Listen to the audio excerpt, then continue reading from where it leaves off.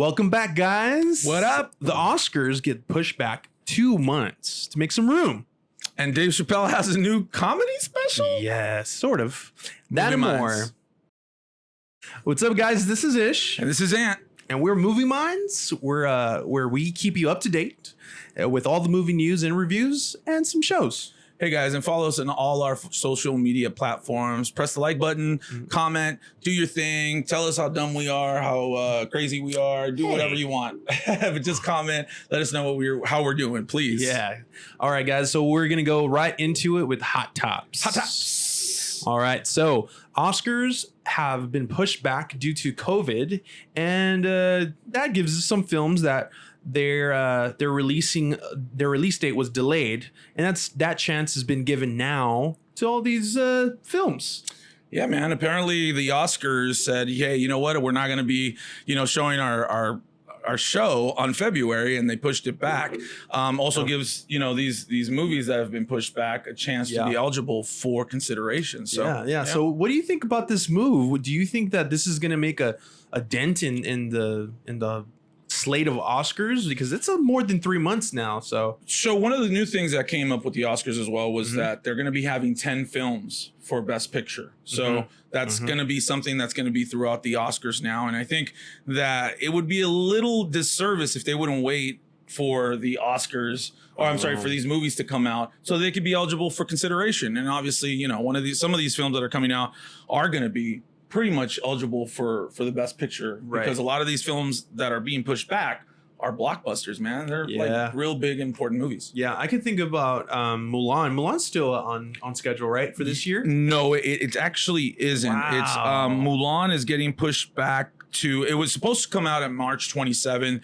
However, they pushed it back to July 24th. Wow. now. So it's not going to be even in this year. No, it is. It looks like it's going to be the 24th of July. Okay. So so that's one of those movies that I feel like Or was it they're gonna come out on the really big 24th? Oscar contenders. Okay. Yeah, I do. I also think that. I mean, it was 200 million. Actually, I think it went over 200 million on the budget. So I hope it does, Dude, man. that'd be great. So, And it looks great too. Yeah. But some of the movies that are actually going to be getting pushed back is obviously Mulan was supposed to come out on March 27th. Now it's coming out on July 24th. The other one that we know that we've been talking about a little bit more recently is the movie Tenet, the Chris Nolan movie. It was supposed to come out on July 17th. Right. Now it's coming out on July 31st. I know. Which is great because it's not that long. Yeah, but I really wanted Tenet to be the opener, Right. Now it's probably going to be Mulan. Yeah, and then we have Wonder Woman coming out in June. It was supposed to come out in June 2020. Now it's going to be coming out in October the 2nd. Yes. And then we have Black Widow. May 1st it was supposed to come out. Now it's going to come out on November 6th. Yep. And then we have James Bond, April 2020. Now it's going to be coming out in November 20th. And then Fast 9 was supposed to come out on May 2020. Yeah. And that one got pushed back all the way to 2021 of so that's April. Not qualifying at all. And I think that has a little bit to do with the whole following that it has over in China and international. Yeah, because it's not going to be an Oscar contender at all. Not even for special effects. I'm sorry, guys. It's not that great. So, you could get a lot of hate for that. Yeah, no one's gonna want to watch the Oscars for Fast 9 or whatever. No, absolutely not. Fast in Space or something. The one that isn't unchanged though is that they haven't changed it and it's still ready. Going to be coming out in a couple months is the Bill and Ted Excellent Adventure movie. Okay. That one's still on track to be coming out. I know that Godzilla versus King Kong they got pushed is going to be about 6 months. So 6 months is what I've been reading. I'm really excited for that film. I know a lot of people don't like the Godzilla franchise and stuff, but I grew up watching those old school, man in a suit type of film.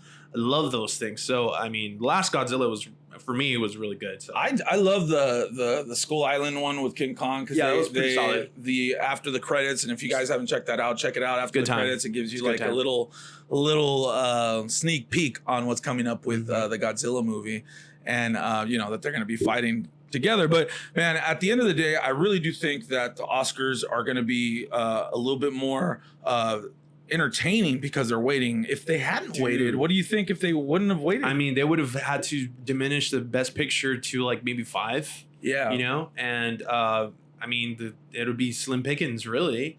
Yeah, man. So I mean, a lot of Oscar contenders movies come out towards December-ish, so and January, you know. So I think we wouldn't have been that affected, but 2 months is a lot of films. Like that's like that's a lot. That's a big space. And they're going to be pushing some out, as you can see, because there's a bunch of films that have already been waiting to be released. Yeah, and you'll see like some films maybe rethink it, like maybe we should maybe move it towards December because now we have a shot. You know, with the Oscars. So you might see some more changes coming soon. So anyway, guys, want to get to our other subjects. But before we do, please like, subscribe, you know, tell us how you feel about the show. Let us know that, you know, what you guys think about the Oscars and them moving their date. But in other news, we have the new Dave Chappelle comedy show, if you want to call it that. There's been a lot of controversy going on, obviously, because of all the riots and the George Floyd and you know, Dave Chappelle came out and did a show, you know, basically really focused on that. What do you think about him and basically, you know, calling out the people that were saying that what are the celebrities doing, him being one of them? Yeah. So that was really interesting because he started out, he pretty much opened up like that. Like, you know, people are telling me that, you know, I'm not saying anything, I'm too quiet. And he's like, you know, he started cursing people out. And then he started saying how, like, if you've seen any of my specials, he says, you know, you would know that I'm all about that. And he's like, I decided to not say anything because no one wants to listen to me. Who wants to know what Ja Rule has to say about all this?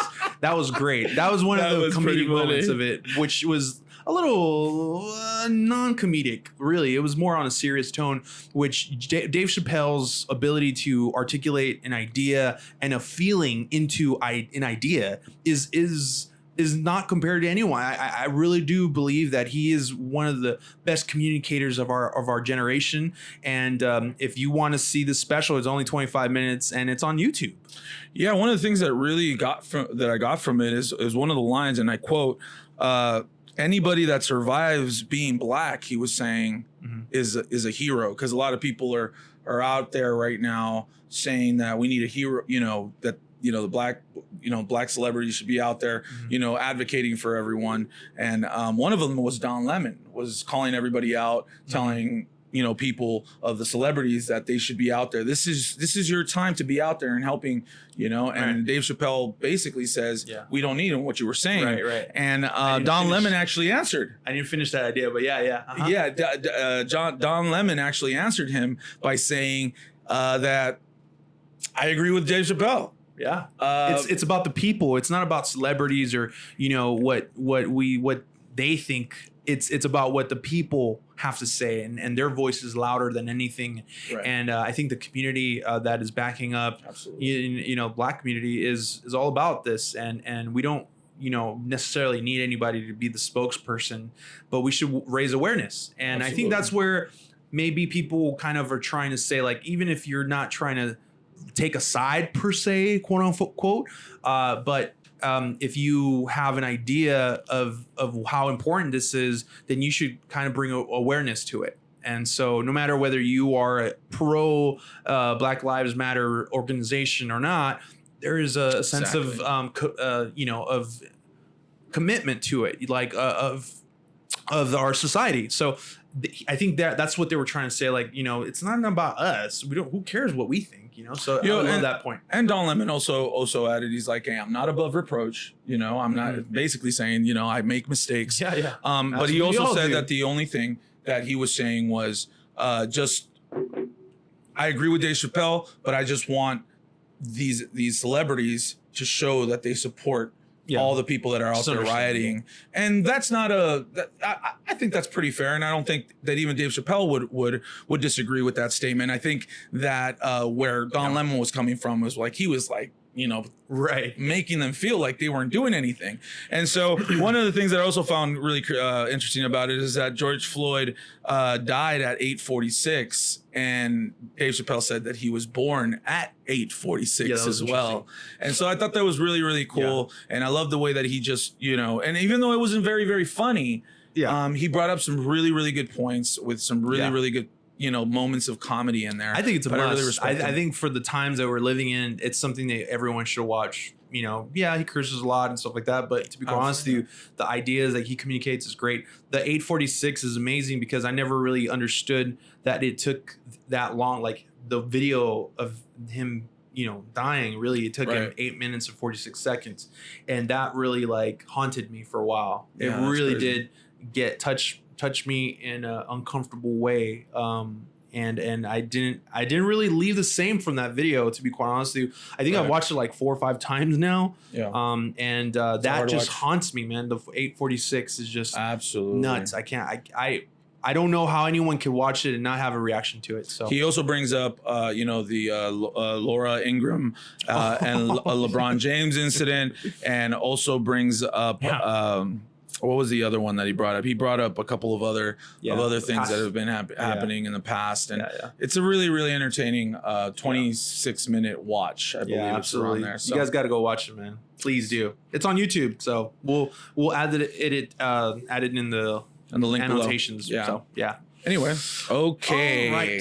So let us go into stream and chill. Streaming and chilling. We're almost out of this lockdown, guys. So hold on. It feels like we are, though, right? Yeah. So people are still.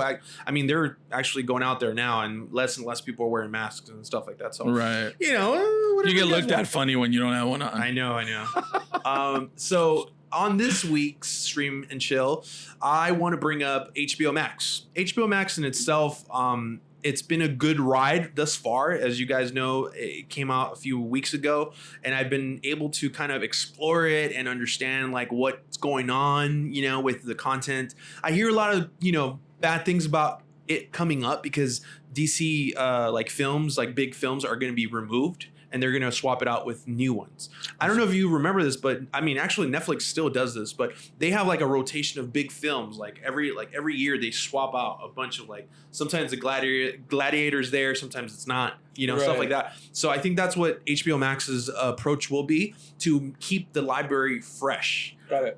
Kind of sucks. How long? I kind of understand. Do you know how long they're going to be changing things out? I don't Monthly, know, dude. or It seems like it's monthly because it's only been out for about a month now. And I feel like they're taking out Suicide it's Squad and Batman versus Superman, stuff like that. People are losing that, so it kind of sucks. Well, we're losing that. So I love though right now, and I'm on it right now with Silicon Valley, and some of the great comedians are on there, like Kamal Najin, Amanda Crew, TJ Miller, I love that guy. Dude, Thomas Middleditch, I forgot his name. Josh Bernier, and there's tons of more. Dude, it's so cool to see a startup company actually beginning. Watch it again, dude. I Super gotta watch cool. a couple of shows. I laugh every single episode. I'm on season 2 right now. How many Loving seasons it, are man. there? 6, I believe. Oh, 6 seasons. Yeah, Okay, yeah. cool. So you guys got to check it out, man. If anything, Dave Casala, he gave me this suggestion. Yeah, and he was like, it, dude, you got to watch it. And he would not stop. I'm telling you, he would text me like every other month, like, hey, man, this is a good show. He was probably watching it.